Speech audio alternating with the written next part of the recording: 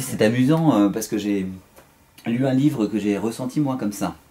Lumineux, il y a beaucoup d'humour, c'est tendre. Il y a effectivement ce que vous venez d'évoquer, des sujets qui sont lourds, le deuil, et en même temps, depuis qu'on a commencé l'entretien, finalement, on a l'impression que le roman, comme les gens ne le connaissent pas, vont se dire oh là là, c'est plombant et pas du tout. Donc, ouais. Mais en fait, c'est. Depuis que je suis gamin, les situations les plus périlleuses que j'ai pu traverser, en fait, je les ai toujours affrontées avec des grosses blagues. Voilà ce que je veux dire, Ouais. c'est que vous avez une capacité de transformer ce qui est négatif en... Je supporte pas d'être triste. Ouais. Ça me rend dingue. C'est-à-dire que je sais que intimement j'aurais cette capacité à me laisser complètement abattre et je supporte pas ça. C'est-à-dire que c'est une lutte perpétuelle pour redresser les épaules et je trouve qu'il y a toute d'énergie et de désespoir qui est très forte. En fait, il y a Jean Rochefort, je crois qu'il y a un moment avait dit un truc du style « je suis désespéré mais pas triste ». Et c'est un peu cette histoire. C'est-à-dire que s'il n'y a rien de pire que de perdre sa mère, mais il n'y a rien de plus beau que de continuer à vivre, à rigoler. C'est un hommage, quoi. Et que voilà, les gens qu'on aime, quand ils partent, ne supporteraient pas l'idée qu'on soit écroulé dans un canapé à pleurer. Donc il y a cette espèce de nécessité de s'y recoller, et d'autant plus fort, parce que ça permet de toucher de manière très tangible le côté fragile, la préciosité du temps qui passe, quoi. Ce roman est très important pour vous, on sent, hein, vous avez mis de l'intime, il y a une charge émotionnelle, ce que je ressens et comprends complètement. Mais justement, vos proches, ils l'ont lu. Comment ils l'appréhendent parce que c'est quelque chose finalement, vous avez transformé quelque chose de difficile pour partager. En catharsis, ouais. Voilà. Un truc comme ça, ouais, ils s'y sont retrouvés en fait. J'avais un peu la trouille qu'ils voient un exercice un peu impudique. Ce qui n'était pas le cas en fait, puisque c'était vraiment une forme de... Ce serait une homélie rigolote, quoi. Et en fait, non, j'ai deux sœurs qui ont lu le livre et qui ont fait ce que j'ai fait en écrivant, quoi, qui sont passées par des montagnes d'émotions qui vont de la très grande tristesse à l'hilarité. Et voilà. Et mon père aussi qui a commencé à lire, qui a ouvert une page au hasard, qui était super ému, et qui a lu la page d'après au hasard et qui a rigolé. Donc ça a été gagné, quoi. Là, après, moi j'envisageais ça quand je me projetais en train de défendre le livre ou d'en parler comme un fou rire à un enterrement. Moi, j'ai les plus beaux fous rires de ma vie, ça a eu lieu dans des enterrements, mais des trucs à me cacher derrière des tombes pour pleurer de rire, tellement tous les nerfs, se mettent à parler à votre place, que j'avais très bon signe. Et c'est vrai que c'est un peu ça, quoi. C'est un gros fuck off, quoi.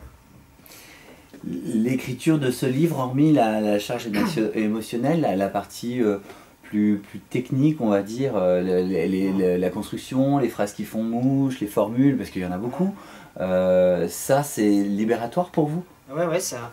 Là j'ai expérimenté un truc que j'avais jamais fait en fait, c'est que en gros je mets 6 mois à écrire les 30 premières pages et je mets 6 semaines à écrire le reste, parce que c'est une fois que c'est parti. Et là je m'étais un peu contraint à faire un texte très court, je voulais que ça aille tout le temps à l'essentiel. Enfin, à mon sens, après il y a peut-être des parties que les gens jugeront superflues, mais en ce qui me concerne, j'ai essayé de vraiment épurer, j'ai coupé, et c'est la première fois que j'ai fait un plan. En fait, j'ai fait grossir l'histoire par le milieu, en rajoutant des phrases, jusqu'à avoir un plan qui faisait une trentaine de pages.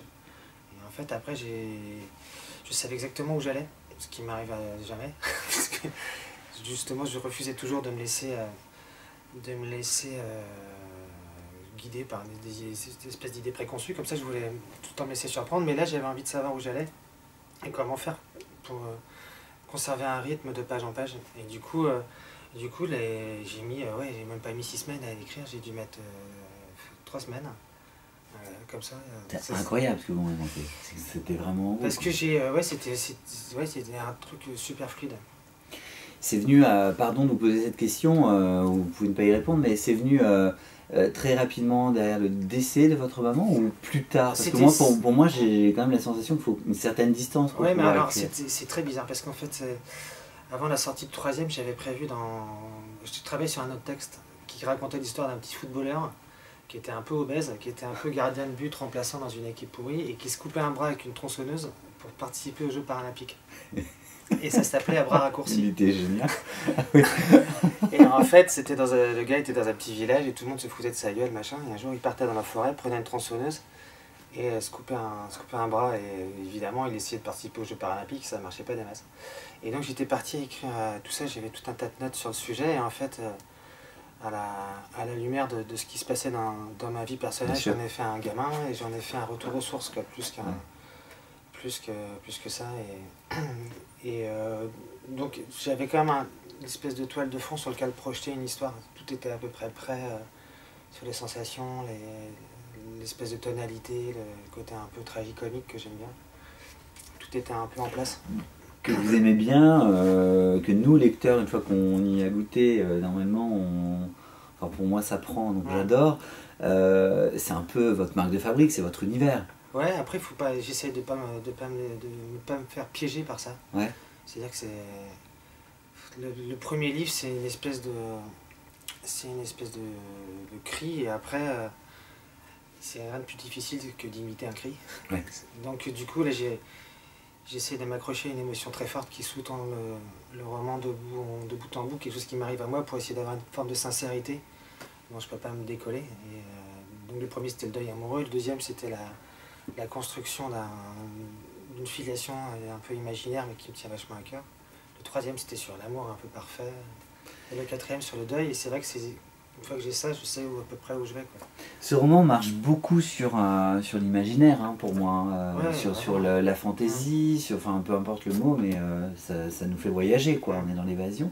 Du coup, évidemment, je le verrai au cinéma, mais avec des codes qui respecteraient ça. Et vous? Moi, je verrais.